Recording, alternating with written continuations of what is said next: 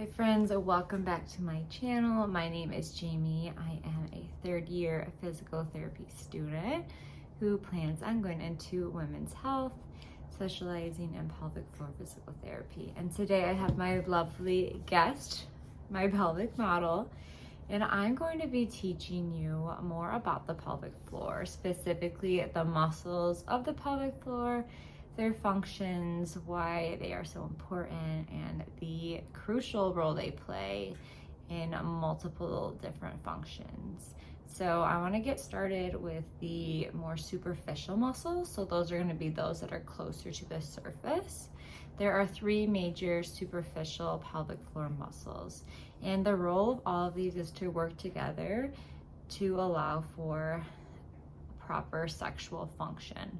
So the first muscle is going to be in blue here. So this is the bulbocavernosus muscle. So as you can see, it kind of lays near the labia, and it actually originates at the perineal body here and makes its way all the way up to some of the tissue near the clitoris. So the main role of this muscle is erection of the clitoris. So in order for someone to feel pleasure, this muscle needs to be functioning properly. The muscle that kind of piggybacks off that is going to be the ischiocavernosus muscle. So this muscle is right starting at the sit bones or ischiotuberosities, and it follows the pelvic rami all the way to the clitoris once again. So the main function here is to maintain that erection of the clitoris. So those two really work hand in hand. The last superficial muscle is the superficial transverse perineal muscle. So that is going to start at the perineal body and then once again make its way over toward the ischiotubes. So this muscle plays a huge role in supporting the integrity of the pelvic floor. When we think about giving birth vaginally or any other kind of trauma to the pelvic floor that involves tearing, this muscle may be affected. So having a strong pelvic floor includes this muscle because it has direct attachment to that perineal body, which is very important along with the others. All right, next we're going to talk about the muscles that lie a little bit deeper within the pelvic floor. So this group of muscles is referred to as the levator ani muscles. When we think about these muscles, they play a huge role in supporting the pelvic organs, as well as the other weight of the abdominal cavity. Another thing to think about is when we have increased pressure within the abdominal cavity, our pelvic floor muscles have to be strong enough to withstand increased pressure. And when they cannot, when there's weakness or any kind of dysfunction, that's when we might experience that urinary incontinence. So for example, a stress incontinence, you're sneezing, if you have that increased pressure of sneezing, coughing, exercise. So that plays a huge role in being able to take less strain off of the connective tissues.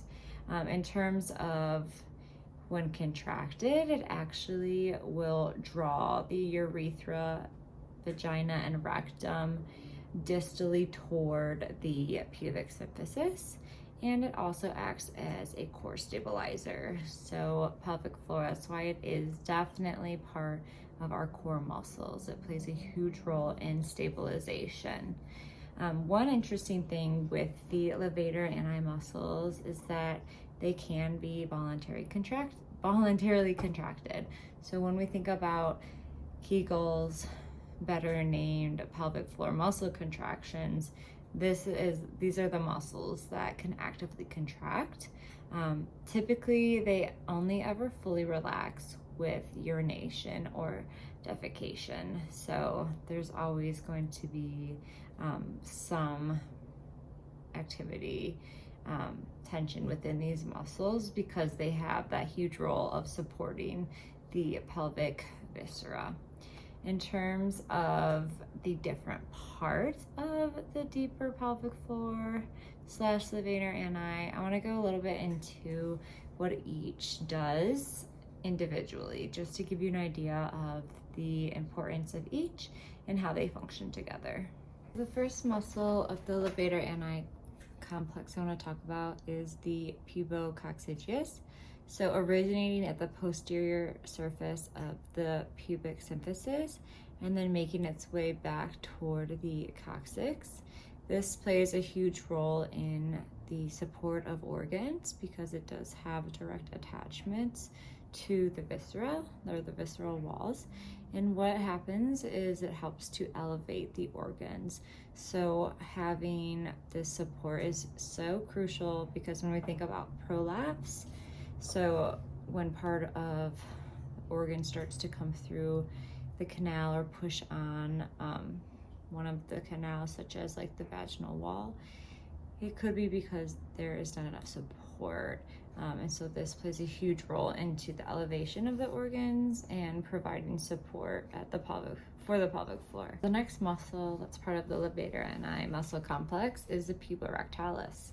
So this muscle creates a U-shaped band that helps to allow for stool to exit as it's contracted.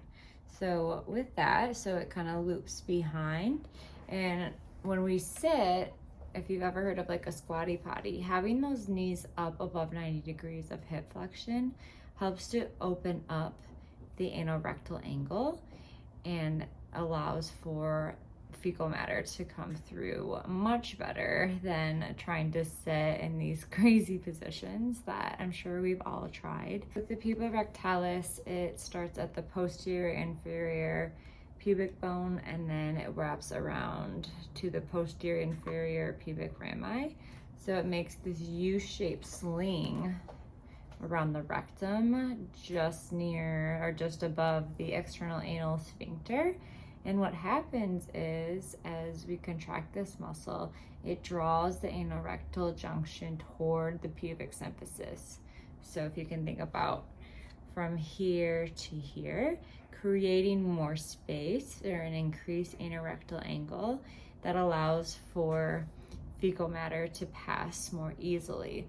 So when we think about the function of the puborectalis, it helps so much with bowel continence and creating a better angle for ease of defecation. Next we have the ileococcygeus. So this muscle originates at the posterior half of the arcus tendinus. So this is the thickened fascia that is located near the obturator internus. So imagine there being a line here. So it would be that posterior aspect of the fascia. It also originates at the ischial spine, and then it will run all the way back to the inner surface of the coccyx. So this little guy here. With this, it is more of a supportive shelf. It further helps to support the pelvic floor and its structures. And then finally, way back here, closest to the sacrum, is the coccygeus muscle. It originates at the ischial spine. So that is going to be kind of the end point. It's hard to see here. Ischial spine here. And then it will go medial to the coccyx and lower part of the sacrum. So wrapping from here. Sorry, I'm not being good at holding this here. And then back toward the sacrum and the coccyx. And the role of the coccygeus muscle is to further provide support as part of the levator ani complex. And it also does help pull the coccyx or tailbone forward after defecation. Overall, having a healthy pelvic floor is so important, and everyone hopefully now knows what is down under. Please subscribe to my channel. I can't wait to talk more about what you might expect if there is dysfunction with one or more pelvic floor muscles and some things you can do to help. So thank you so much for watching. I'll see you soon. Bye.